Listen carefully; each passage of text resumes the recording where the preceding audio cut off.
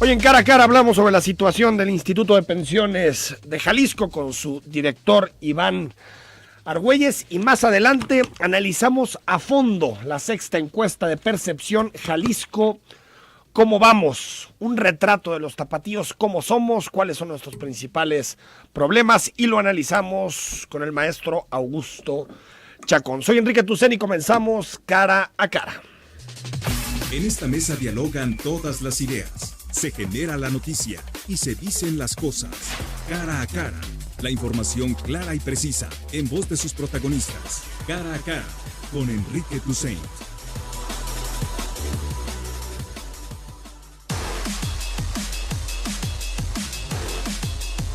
Nueve de la mañana con 5 minutos. Gracias por estar en contacto y comunicación con nosotros este miércoles 10 de abril. Te recuerdo que el WhatsApp es 33 18 80 76 41 para que opines con nosotros. Más adelante vamos a hacer un análisis del tema de la gasolina, que sé que te interesa mucho. Versiones encontradas entre empresarios, el presidente de la República, distribuidores, gasolineros.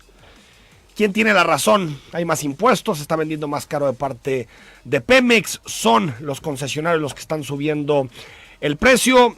Más adelante vamos a hacer un análisis detallado de los porcentajes que se cobran de un litro de gasolina para que sepa exactamente quién tiene la razón en este tema. Pero comenzamos con el Instituto de Pensiones de Jalisco, que fue nota desde el pasado lunes. Un momento muy complejo, muy difícil en materia económica para el Instituto de Pensiones, una bomba que le explota al actual gobierno de Enrique Alfaro. Y el lunes pasado en rueda de prensa, Iván Argüelles, Juan Partida, Enrique Alfaro anunciaron algunas medidas para sanear y rescatar el fondo de pensiones, y me gustaría platicar con Iván Argüelles sobre el diagnóstico y los principales datos que ofrecieron el lunes pasado. Director, muy buenos días. Enrique, muy buenos días. Gracias Gracias por tomarnos la llamada. Si tuviéramos que señalar, director, al responsable del mal estado de pensiones del Estado, y desde cuándo se viene, digamos, acarreando este déficit en el fondo de pensiones de Jalisco, ¿quiénes serían los responsables?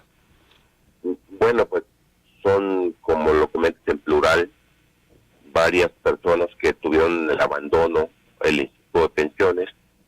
Yo diría que los últimos 8 o 9 años estuvo completamente en el abandono, en donde se descuidaron las finanzas del instituto, y más allá del descuido se tuvo una información dolosa de cómo se manejaba el portafolio de inversiones. Sí. Y cómo se abandonó el portafolio inmobiliario.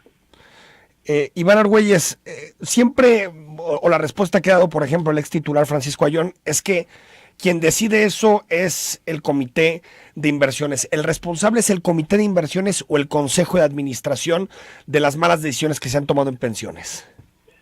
Quien tiene la facultad para tomar las decisiones en cuanto a las inversiones es el comité de inversiones, no propiamente el Consejo Directivo de Pensiones del Estado. A través del Comité de Inversiones es como se tomaba la decisión de invertir en X o tal papel.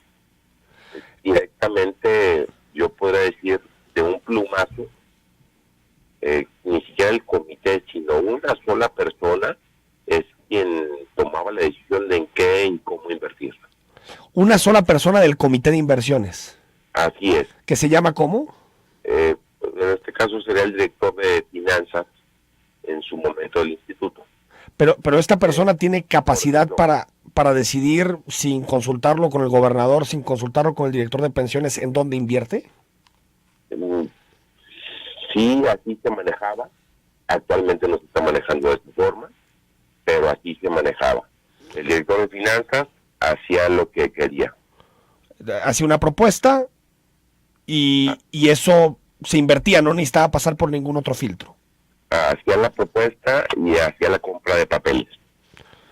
Entonces, ¿tú crees que, por ejemplo, Francisco Ayón o algún otro titular de otras administraciones no tienen responsabilidad en lo que sucedió? Más allá de creer, ya le tocará a la Fiscalía Anticorrupción Iván Argüelles, algunas cifras. ¿De dónde vienen los 260,000 millones de pesos de déficit estructural? Es decir, tiene que ver con las inversiones no recuperadas, tiene que ver con el pasivo que se ha acarreado durante muchos años, y si esta cifra es la correcta en términos estructurales. Ahí tenemos que ser muy responsables en el manejo de esa cifra de Sí. los 260,000 millones, y eso prácticamente es el compromiso que se tiene por cubrir en las pensiones a futuro. Esos Ok. 260,000 millones, estamos hablando que se habrían de cubrir en los próximos 50 años. 50 años. Es, digamos, el déficit proyectado si no se hacen cambios y se sigue gastando No, de la misma manera. Así es. E independientemente de que en el 2027, si no se corrige y no se hace lo que actualmente estamos haciendo, de darle viabilidad y darle movimiento a las inversiones de la cartera inmobiliaria, en 2027 tendría que entrar gobierno del Estado para rescatar el fondo de pensiones. Es decir, se tendrá que utilizar el presupuesto, el recurso o algún estatal recurso del gobierno del Estado para pagar las pensiones de los trabajadores. El déficit anual son los 1,500 millones de pesos entre lo que gasta pensiones y lo que ingresa. Actualmente sí, en este 2019 tenemos 1.500 millones de pesos por abajo en cuanto a lo que se percibe por aportaciones y lo que se va a pagar de pensionados, y como en todo el mundo en los fondos de pensiones, pues esto irá creciendo en negativo para 2020, para 2021. Pero Bueno, sí. quiero ser muy claro que estamos trabajando para revertir ese déficit que tenemos anualmente. Iván Argüelles, sobre la venta de las villas panamericanas, pensiones tiene, me corregirás, en torno a un 30%, ¿no? De las villas. Exactamente, es una tercera parte prácticamente lo que se tiene, y lo que nosotros estamos pidiendo al gobierno del Estado ya es que se venda ese asunto inmobiliario, y como fondo de pensiones lo que nos interesa es que regresen los 340 millones que se invirtieron, más las utilidades de estos 8 años. En este momento, si no hay cambios de uso de suelo en la zona, si no se hacen cambios de ningún tipo, pues nada más tienes un comprador, que debería ser el gobierno del Estado, porque ¿a quién más le interesaría invertir en un predio de estas características, que tiene problemas de habitabilidad, que tiene deterioro? Es decir, me parece que sería más bien una compra del gobierno del Estado, ¿no? Independientemente de que se anuncie, que lo comentó el gobernador el lunes pasado en la rueda de prensa, de que sí iba a ser el plan maestro, que en eso estaban, en ese trámite, el plan maestro de la zona del Bajío. Si es con gobierno de Estado, si es un particular, lo que a nosotros nos interesa es que se regrese el dinero con las utilidades al fondo de pensiones. Pero ahorita, digamos, el comprador en este momento único sería el gobierno del Estado. Francamente, no podría decir que es el único comprador, porque puede ser hasta para un tema de oficina, como se ha ya anunciado que quieren traer al CONACYT, que quieren meter alguna secretaría. Entonces puede ser el gobierno del Estado, puede ser el gobierno federal, puede ser un particular. Antes de despedirte, Iván Argüelles, ¿qué pasa con la inversión en Abengoa, empresa en concurso mercantil quebrada, que aparte de las responsabilidades administrativas o penales del tema, ¿qué se puede recuperar del caso Abengoa? Nosotros metimos la denuncia ya contra los funcionarios que resultan responsables por comprar esos bonos bursátiles fuera de las políticas de inversión que está en la ley del Instituto de Pensiones, y contra la empresa para poder recuperar a través de sus bienes lo que se pueda recuperar. Tenemos conocimiento que en México esta empresa lo único que tiene es el edificio en donde tiene su sede, pero se estará buscando también recuperar a través de los activos y los bienes que tienen inclusive en España. ¿Cuánto le prestó pensiones a Abengoa? Fueron 603 millones de pesos. El edificio ni de broma vale eso. No, por supuesto que no, y inclusive el edificio ya está embargado por un banco. Bueno, llegaron antes que tú, Iván. Banco base. Llegaron antes que tú. Llegaron antes que los de la administración pasada y por supuesto antes que nosotros. Sobre las cuestiones legales, decía Enrique Alfaro que no piensan hacer ninguna reforma, pero si uno ve pues la cantidad de personas que se pueden jubilar o retirar o pensionar en los próximos años, las condiciones laborales, uno pensaría que se tiene que hacer una reforma para, pues digamos, ampliar un poquito los años para la jubilación, aumentar las aportaciones de los trabajadores del Estado. ¿Eso en este momento no está sobre la mesa? Se comentó el lunes pasado que una reforma integral se estaría planteando en 2-3 años, pero lo que sí actualmente se tiene que discutir y se tiene que modificar es el topar las pensiones para que no existan las pensiones VIP o VIP como se le conoce, y eso tiene que ser este mismo año. Ya hay algunas iniciativas presentadas por algunos diputados, sí, y consideramos que es importante el topar estas pensiones que van más allá de lo que es seguridad social. Hay muchos comentarios, pero me preguntan un par de radioescuchas si eres pariente de Alfredo Argüelles. No soy pariente de Alfredo. Bueno, nada más una coincidencia del apellido. Sí, bueno. Coincidencia de apellido común.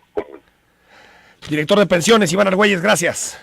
Gracias a ti, Enrique. Muy buenos días. Bueno, es que todos tenemos, Augusto, gente que comparte nuestros apellidos y que no necesariamente son familiares. Sí. No solo los apellidos, no compartimos otras cosas. Otras cosas. A mí me tocó un histórico presidente de la Federación de Básquetbol bastante corrupto, sí. Y siempre que me conocían me decían, oye, ¿tú qué eres? Le dije, nada, hasta donde sé, no tengo nada que ver. Vamos al corte, Augusto, si te parece. Estamos con Augusto Chacón, director ejecutivo de Jalisco. ¿Cómo vamos? Al regreso le entramos a fondo a analizar la sexta encuesta de percepción de Jalisco. ¿Cómo vamos?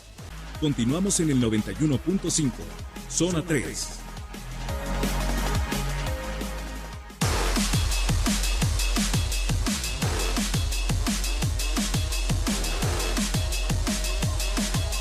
De la mañana con 20 minutos. Gracias por tus mensajes y tus comentarios. Hay muchos que están llegando a través del WhatsApp sobre el tema de pensiones, incluso ya saludos adelantados a Augusto Chacón. Augusto, platícanos un poquito de la encuesta. La presentaron el miércoles de la semana pasada, justo hace una semana. Justo hace una semana, pues sí. Bueno, la encuesta bianual de Jalisco ¿Cómo vamos?, que es el corazón de Jalisco ¿Cómo vamos? A partir de ahí, de esa encuesta nace todo lo que hacemos. Entrevistamos a 2,400 tapatíos y tapatías en 6 municipios del área metropolitana de Guadalajara. Guadalajara, Zapopan, Tlajomulco, Tlaquepaque, Tonalá, El Salto. Y les preguntamos cómo la ven en distintos asuntos que, según nosotros, inciden en la calidad de vida. Desde gobierno, educación, ciudadanía, seguridad, desarrollo urbano, relaciones con los demás, etcétera. Y nos contestan amablemente por estos municipios. Es una encuesta estratificada, es decir, hay una representación de todos los estratos sociales. Es una encuesta que está representada de acuerdo también al género, según el censo, como estamos distribuidos en Guadalajara.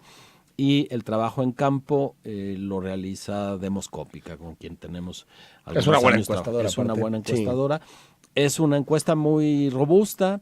Recordemos a los radioescuchas, Enrique, que hemos dado a conocer aquí mismo encuestas nacionales con 1,200, 1,500 cuestionarios. Y ya son chonchas. Y ya son, aquí son 2,400. En una ciudad. En una ciudad, así que es muy representativa. Por supuesto tiene sus vertientes más atractivas para la opinión pública, el tema de seguridad, el tema de confianza en los gobiernos, por supuesto desarrollo urbano, pero a final de cuentas una cosa que en esta nos brincó a nosotros es que lo logramos, que bajara más la calidad de vida, que bajara la felicidad que sienten las personas y su satisfacción con la vida, que son los temas al final de cuentas en los que confluye todo lo que somos como personas.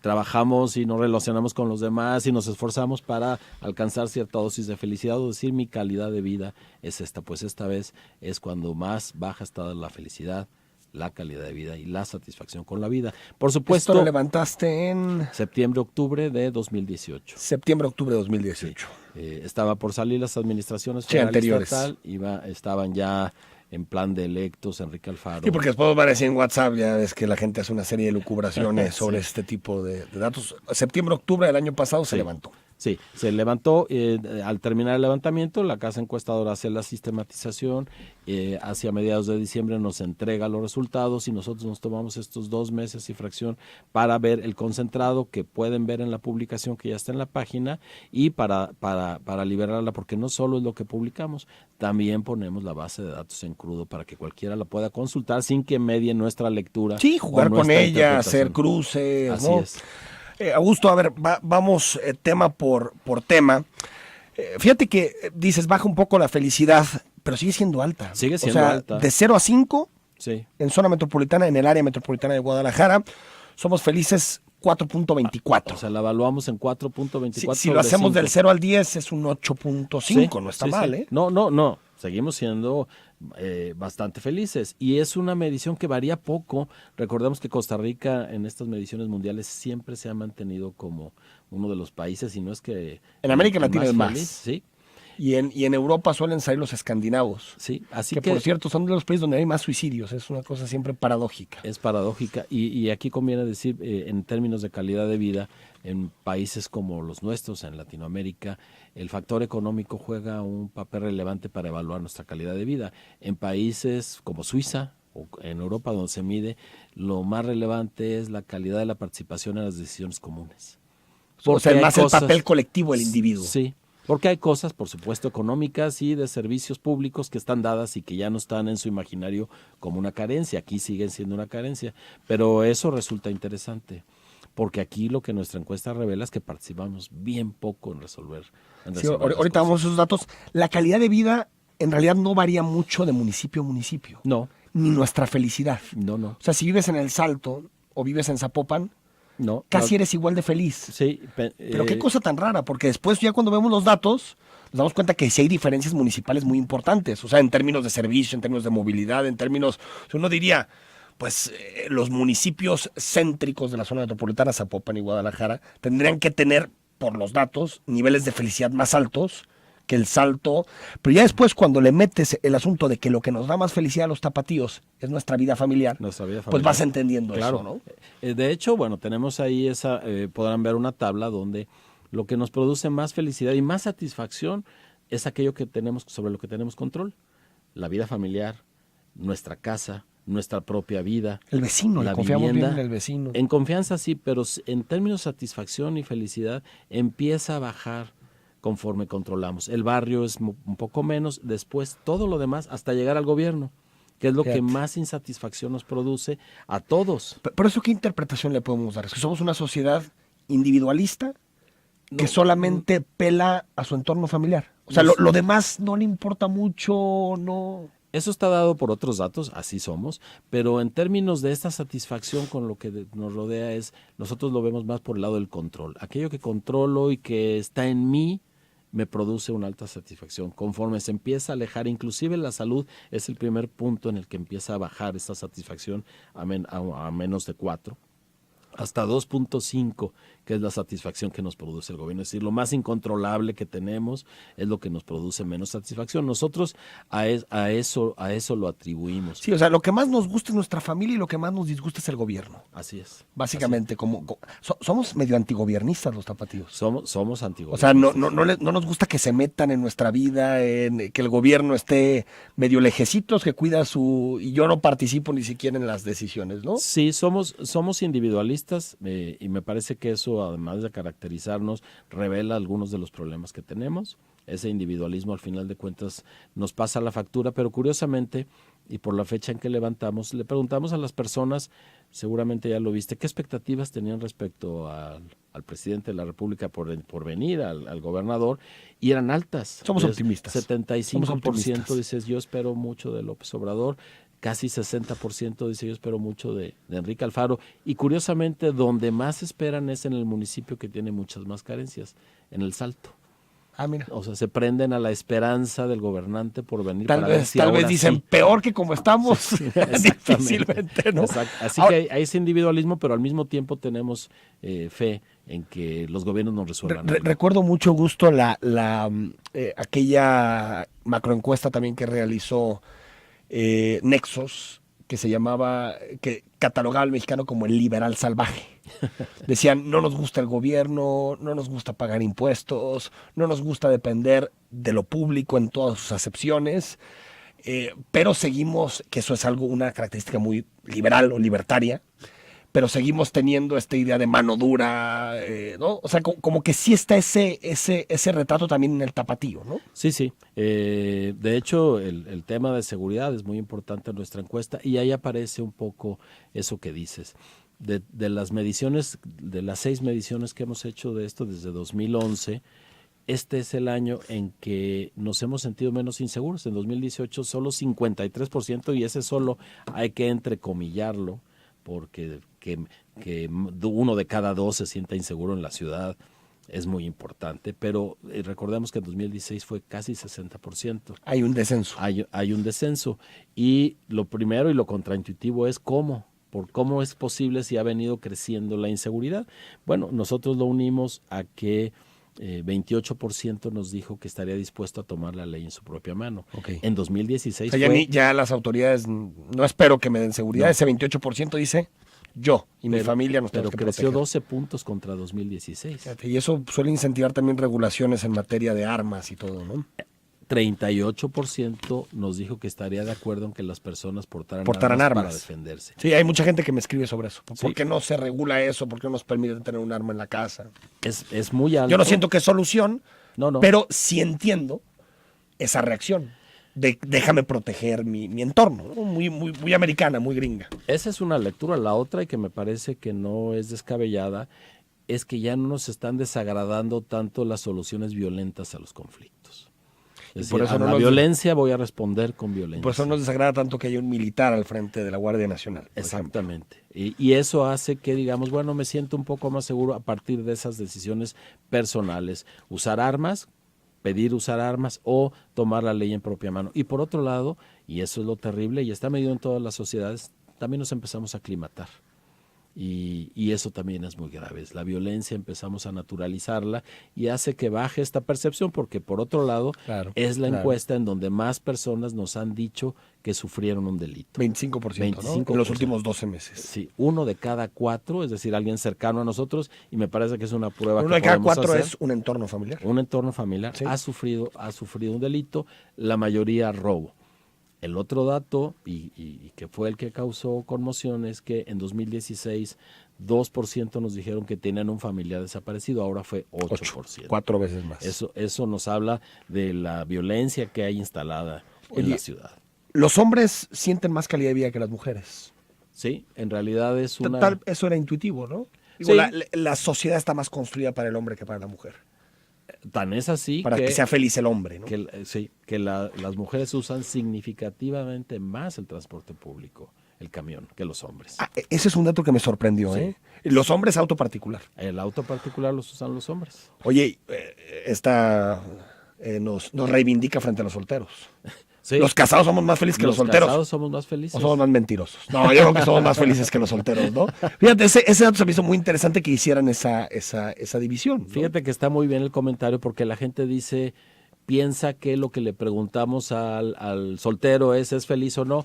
Es un proceso, la encuesta, en la que la felicidad está en primer lugar y después su estado civil aparece al último. La primera pregunta define y ya Sí. después ustedes... Hacemos el cruce y o sea, no es que lo relacionen. Oye, soltero, ellos. tú soltero, Sí. ¿eres Así feliz es. o no? Entonces es un dato interesante. También las mujeres separadas demuestran más feliz y las que... Exacto, sí. que las casadas, ¿no? Y si vemos todos los demás datos de las mujeres, pues sí, como dices, esta es una sociedad hecha para los hombres, ¿no? Eres más feliz mientras más estudias.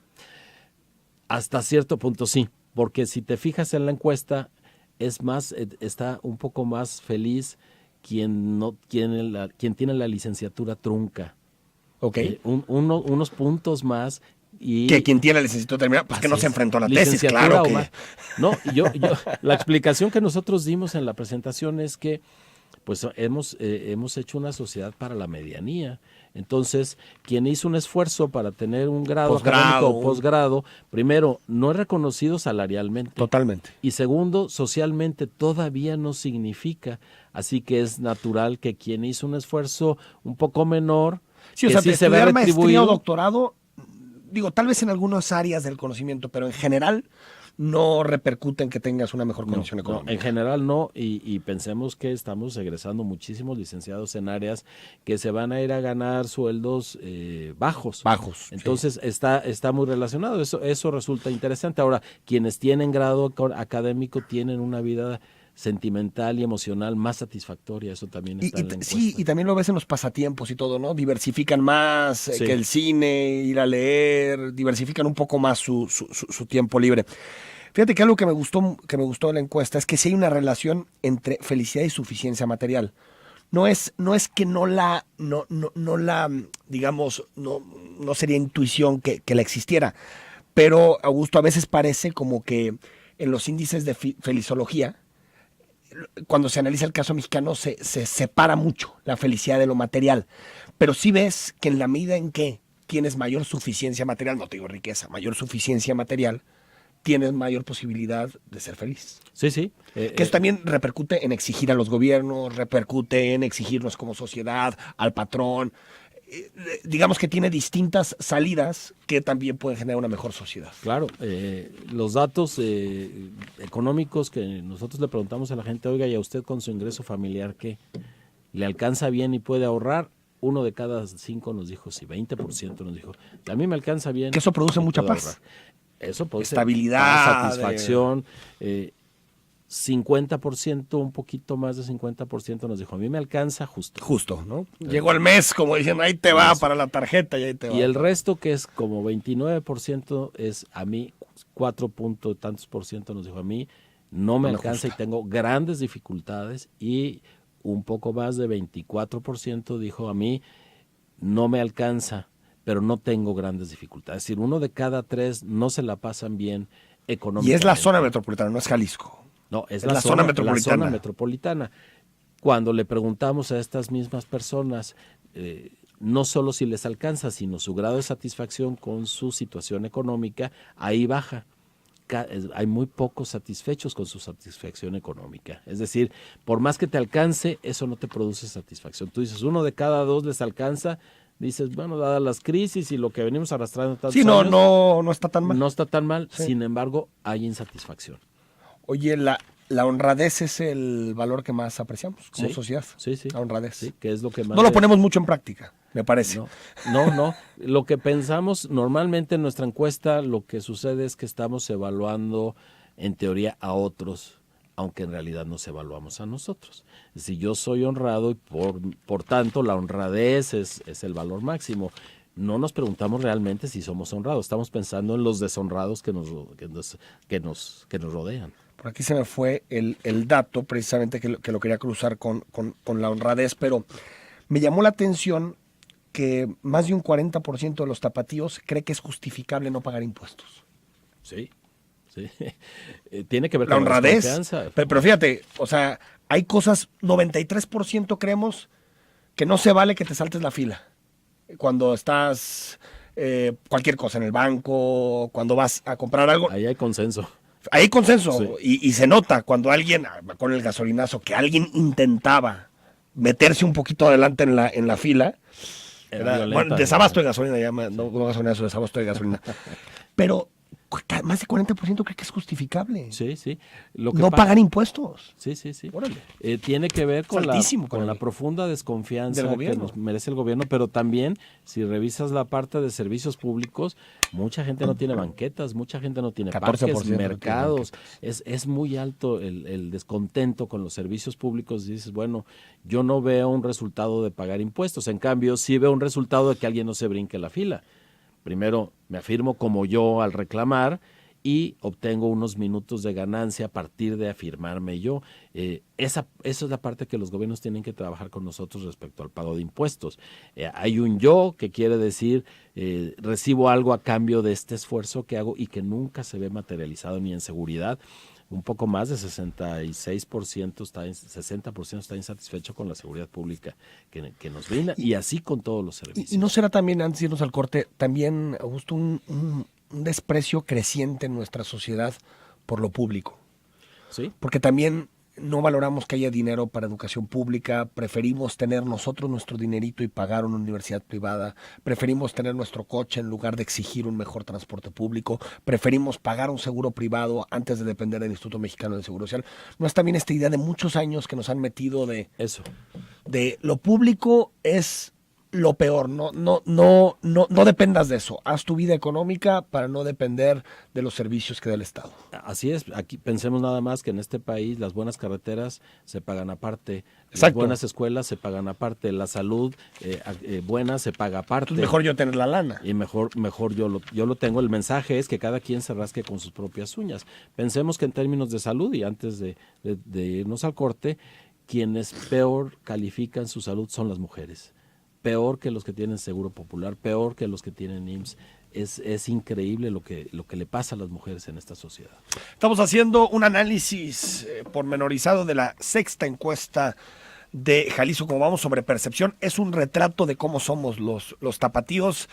Si te tomas un poquito de tiempo, te metes a la página de Jalisco Como Vamos, se descarga muy fácil. La encuesta es de fácil lectura. Puedes hacer interpretaciones muy interesantes y creo que estos deberían ser insumos claves para los gobiernos y para entender qué sociedad somos, porque ya no somos la Guadalajara de los 50, de los 60, somos una sociedad muy heterogénea, desde mi punto de vista, muy individualista, y creo que fortalecer los lazos colectivos es fundamental para resolver problemas públicos. Bueno, mañana con 39 minutos al corte y seguimos con Augusto Chacón. 91.5, zona 3.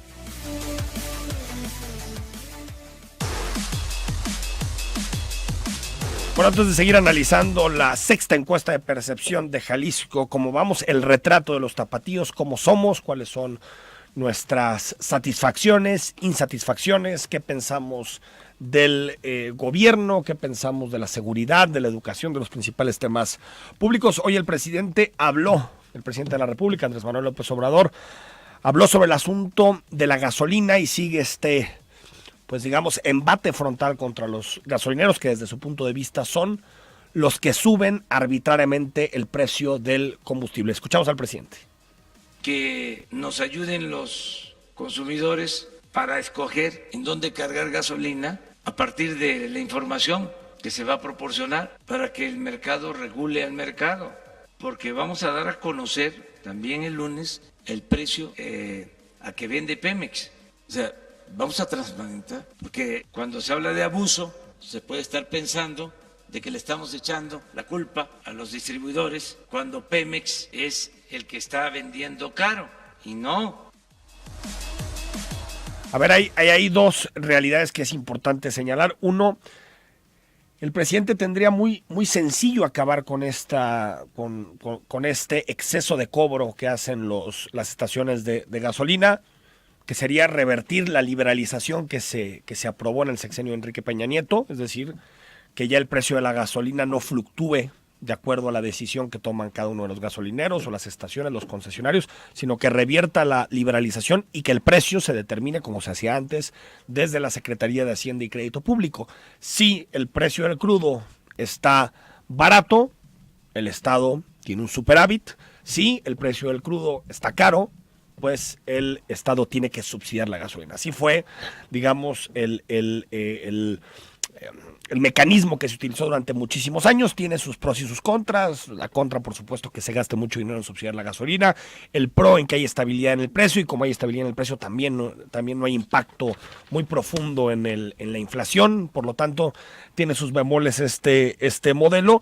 Pero está claro, si el presidente quiere que la gasolina esté a un determinado precio, pues que revierta la liberalización que se aprobó con Enrique Peña Nieto. Y dos, sí es cierto que algunos gasolineros, por la concentración de mercado que tienen, se ponen de acuerdo en el precio y por lo tanto especulan, y si estás en una zona determinada de la ciudad, pues dicen no te bajes de 21, no te bajes de 22 para que nos consuman forzosamente a nosotros. Y también es cierto que el impuesto, el IEPS, era 37% el año pasado y en este momento es 40%. Entonces creo que todos tienen responsabilidad en materia de que el precio de la gasolina no baje en este país. Próximo lunes va a dar el presidente los precios en los que Pemex le está vendiendo a los gasolineros a través de sus distribuidores y ahí sabremos más o menos dónde está la principal responsabilidad. Estamos con Augusto Chacón, director ejecutivo de Jalisco. Como vamos analizando la sexta encuesta de percepción. Ahorita le entramos a los temas de seguridad, Augusto, que son muy importantes, pero hay otro tema identitario que se me hace muy interesante. En Guadalajara hay mayor sentimiento en el municipio, mayor sentimiento de pertenencia al barrio, ¿no? Sí. Digo, es natural, ahí empezó la ciudad, pero muy por encima de Zapopan, muy por encima de Tlajomulco, de El Salto, de Tonalá, del resto. Sí, yo creo que esa noción de barrio se construye generacionalmente. Es decir, nos atan al barrio de nuestros papás, al barrio que conocimos, aunque ya no vivamos en él, ese sentimiento de barrio, por supuesto, está más arraigado en el municipio que es mucho más antiguo que es Guadalajara. También el barrio es el lugar fuera de nuestra casa donde todavía nos alcanzamos a sentir mejor, ¿no? Y el barrio. No el coto, no el fraccionamiento, el barrio. El barrio. Sí, hay que pensar que hacer la encuesta en cotos no es nada sencillo. Hay ciertos espacios donde no te abren y para menos, ir a preguntarle a la gente. ¿Cuánto tardas en responder a esta encuesta? ¿Una hora? Entre 25 y 30 minutos, dependiendo de la persona, porque hemos hecho un esfuerzo para contraer lo más posible, justo porque si te quedas, como sucedía al principio, una hora, ya no sabes qué te están diciendo. Ya con que se vaya este cuate, ya, ¿no? Ya con eso ganamos. Las calles y las áreas verdes son nuestra insatisfacción, ¿no? Sí. Con el gobierno. Y la mayor ausencia de espacios públicos son ciclovías y espacios para discapacitados. Increíble. Pero digo, eso por supuesto es increíble, pero increíble eso que ya mencionabas hace unos minutos. 15% reconoce no tener banqueta. Y según los especialistas en desarrollo urbano, la banqueta es el salario mínimo de los espacios públicos. ¿Por qué no nos alarma la banqueta? ¿Por qué no está presente? Hay unos medios que lo toman. Estas administraciones creo que le han puesto más atención a la banqueta que otras, pero como que no importa tanto como las calles, ¿no? Como el pavimento. Yo creo que calles y banquetas son preocupación central para los tapatíos. Recordemos que cuando Enrique Alfaro se estrenó como alcalde de Guadalajara y creó ese programa de banquetas libres, hubo una gran efervescencia. Si sí nos importan, simplemente las dejamos de largo. Y inclusive para asuntos de seguridad las banquetas deberían ser prioritarias porque son las venas por las que corre el tejido social, la relación con los otros, todos. Aunque sea poquito, claro. Pero todos somos peatones. Vamos a la tienda, nos encontramos a los vecinos. Claro, si las de banquetas no son funcionales y peor, si no existen, no podemos aspirar a ser una sociedad cohesionada. Otra desigualdad, los habitantes de Tlajomulco pasan casi 2 horas en transportarse. 118 minutos. Contra un habitante del municipio de Guadalajara que pasa 69. Sí. O sea, casi es el doble. Casi es el doble. En esta encuesta no hicimos esa pregunta, pero en la anterior encuesta preguntamos en qué municipio trabaja. Es decir, ya sabemos en cuál vive, en cuál trabaja. Casi todos en su propio municipio, pero el segundo municipio donde la gente va a trabajar es Guadalajara. Es decir, Guadalajara sigue siendo el atractor. Trabajo. Y, por supuesto, la gente de Guadalajara se tiene que mover mucho menos o tiene mejores servicios de transporte. Mejores entrecomillado, porque en general no es bueno.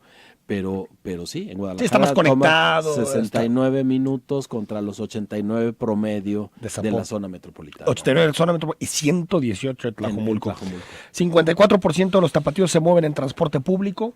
30% en autos. Sigue siendo más importante la cantidad de gente que mueve el transporte público que los autos privados. Y fíjate, nada despreciable, 3.4% en bicicleta. Ha crecido. Del 2 aquel, ¿no? Pero famoso. Pensemos que en 2011 la gente nos dijo 20% que se movía en auto particular, es decir, 10% en 8 años. Lo vemos en las calles, en el tránsito, 1% por año más en o la menos. calidad del aire y ha sido contra el uso del transporte Pero han sido público. gobiernos, creo que el de Aristóteles y el de Alfaro tienen más idea de transporte público, o las principales inversiones van a ir allá, y no en los pasos a desnivel que hicieron. Por ejemplo, Paco Ramírez Acuña le metió a López Mateos como loco, Así es. y Emilio le metió a Lázaro Cárdenas, Al Vallarta. Puente Atirontado. Ahí estaban sus principales inversiones. Para los que creen que el asunto de las bicis es nada más de algunos hippies del ITESO, se utiliza más bicicleta en niveles bajos Sí. socioeconómicos. Sí, sí, sí. Esa caracterización no es correcta en los datos. Sí, y hay un ejercicio interesante que podrán ver en la encuesta. Nuestro coordinador de investigación, Paco Núñez de la Peña, dijo, voy a tomar a 6 de los que nos respondieron, 6 hombres y a 6 mujeres, que hayan respondido que su calidad de vida es muy alta en cada uno de los municipios. Y hay gente que dice, mi calidad de vida es muy alta, pero se mueve caminando. Mira. Así que no hay un solo No. estándar. Hay gente que dice, mi calidad es muy alta y estoy regular económicamente, pero me llamó la atención respecto a esta persona que dijo, sí, mi calidad de vida muy alta y yo hago lo mío caminando. Y yo camino. Muchas más mujeres usan el camión, Muchas más. y ahí está también las políticas públicas para proteger a las mujeres del acoso, seguridad en el transporte público. Muchas más, creo que es 25% de diferencia. Sí, algo sí, así. es una diferencia muy alta. Eso significa, bueno, es una interpretación que parte de una idea que nos dio Miguel Basdrech. Bueno, es que las mujeres llevan a los hijos a la escuela, entonces suben en la mañana, se suben a mediodía y los llevan a hacer sus cosas en camión, porque También el coche auto es masculino sigue siendo para el hombre, ¿no? para el hombre. Que se va a hacer las cosas importantes como trabajar. Trabajar, ¿no? 44% considera que es responsabilidad del gobierno resolver todos los problemas de la sociedad. Digo, importantes lo digo con sarcasmo, todo lo demás es importante, pero esa importancia No, que sí me nos refiero. damos, Sí. Solo 28% participó en los últimos 12 meses en resolver un problema común, Sí, el que sea. sí. El que sea. Muy poco. Y sigue siendo el asociacionismo religioso el más importante. El más importante y bajó respecto a 2016 casi 4 puntos, es 14% en esta ocasión y llegó a ser 18%. Y casi todos los participantes, lo pueden ver en los cruces, son mujeres. Solo 5% solo 5% participa en una ONG o en algún partido político. La iglesia, los vecinos y los militares son los que vemos mejor en estima institucional.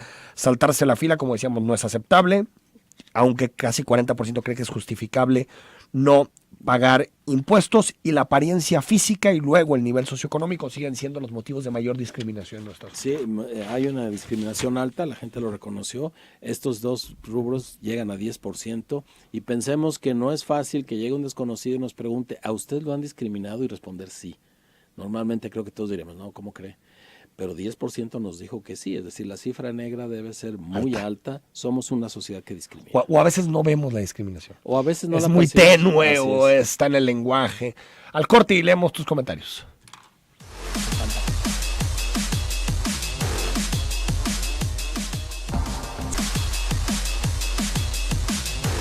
9 de la mañana con 54 minutos. Bueno, nos mandan fotos de banquetas para que veas que sí hay aprecio. Nos manda Alejandro Arriero. Buenos días, banquetas horribles en las inmediaciones de la Central Vieja. Horrible este. Calle Estadio, entre la calzada Independencia y R. Michel. Zona muy transitada, gran peligro, y sí, hay unas caídas tremendas. Se lo vamos a mandar a Guadalajara en este momento. Gracias, Alejandro. Edgar Javier, ¿dónde puedo consultar todos los resultados de la encuesta que están mencionando? Es www.jaliscocomobamos.org. Ahí está. Nos dice Claudio Villa. Enrique, buen día. ¿Este fondo de pensiones ha sido víctima de esos delincuentes que nos han gobernado sobre el fondo de pensiones? Que caigan los responsables. Enrique, las armas no son la solución, pero si alguien te va a asaltar, se la va a pensar 2 veces. No entiendo por qué en Guadalajara es más cara la gasolina que en otros lados, y es mucho. En Guadalajara, sobre todo, es un poquito más caro, 70, 80 centavos, que el resto del país por la transportación, por la distribución. Y en el caso de las armas, existe esta idea un poquito ampliada de que te da más seguridad, pero si vemos los casos internacionales, por ejemplo, en Estados Unidos, Texas, que es un estado muy permisivo con las armas, tiene casi 3 veces la delincuencia que tiene Nueva York, que es un estado muy poco permisivo con las armas. A lo que me refiero es que uno podría pensar intuitivamente que te da más seguridad, pero en lo que vemos en la historia no hay un vínculo directo. No. Y además, bueno, insisto, el pedir esa aportación de armas es una señal de que estamos tendiendo a la resolución violenta de los conflictos en lugar de buscar otros caminos. Y es entendible a estas alturas, dices, bueno, al menos yo me voy a sentir seguro portando un arma o pidiendo que se porten armas. Sí, la verdad es que yo no me escandalizo por estas posturas, porque si a mí me tocara vivir cada mes, cada 2 meses un intento de robo, seguramente lo vería como opción. Miguel Ramírez, es interesante ver cómo antes de ser presidente AMLO criticó y exigió bajar el costo de los combustibles, y ahora que está en el lugar que tanto atacó se trata de excusar diciendo que depende de los empresarios. Yo digo, si el presidente no se quiere meter en broncas en esto, pues que quite la liberalización. Así es. No hay otra. Si no, obviamente cada gasolinero va a poner su precio. Claro.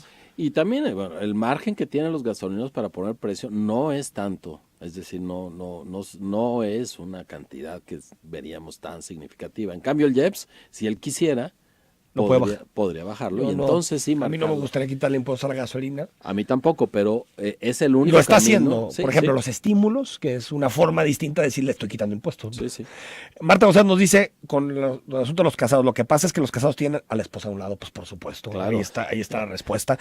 Y dice, buen día, ¿quién paga esas encuestas? Jalisco Cómo Vamos es una organización soportada por cámaras empresariales, universidades y empresarios. Es totalmente no social. Recibimos dinero del gobierno y se paga de las aportaciones de estos grupos. Martín nos dice, ojalá la administración estatal recupere el orden y estabilidad de pensiones. Reprobable que administraciones pasadas hayan jugado con el futuro de los trabajadores. Sí, es increíble. Es increíble. increíble. De por sí los fondos de pensiones en todo el mundo Es están increíble. en vilo. Cuando además lo usas para negocios particulares, terrible. Terrible. Abogado Franco nos dice, López Mateos en las fuentes, obras de gobierno con escombro olvidado en las banquetas. Gracias, abogado Franco. Es uno de los señalamientos que hace la gente de nuestra encuesta. El escombro en las calles, lo señalan y es impresionante. Pues que termina la obra y adiós, lo que se quedó ahí, ¿no? Ricardo Ochoa, buenos días. ¿Dónde la gente nos movemos realmente en bicicleta? No hay ciclovías, ni banqueta bonita, ni calles. No vivimos en Chapu. Que traigan bicicletas a Tonalá, Tlaquepaque, Tlajomulco, aquí sí ocupamos. De acuerdo, y está señalado en la Totalmente encuesta. razón, Ricardo. Cuando le preguntamos a la gente qué debe atender, el gobernante nos dice, por supuesto, en primer lugar, altísima la seguridad, 60-70%, y el segundo rubro es calles y banquetas. Sí, totalmente.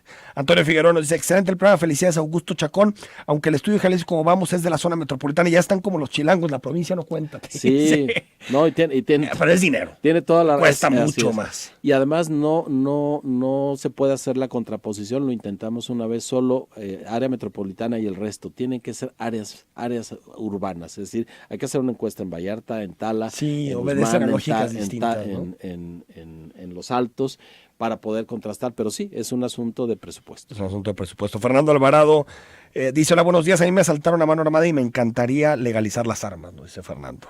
Bueno, están legalizadas, nada más que el proceso es difícil. Sería facilitar el acceso a armas. Y portarlas en la calle, eso no se puede, como están las leyes. Es porque las leyes están mal hechas y no sirven y solo defienden al delincuente, y al policía no le interesa arriesgarse por tan poca remuneración desde los malos mandos y los sueldos y la descripción.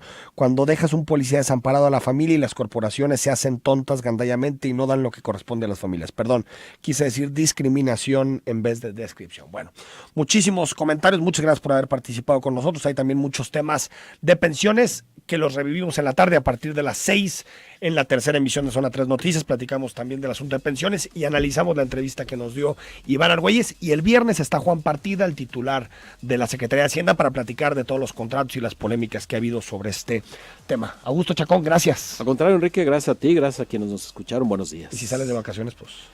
Por aquí voy a andar, creo que voy a hacer vacaciones. Yo sí salgo de vacaciones, entonces... Aquí nos vemos. Nos vemos hasta Pascua. En la Pascua.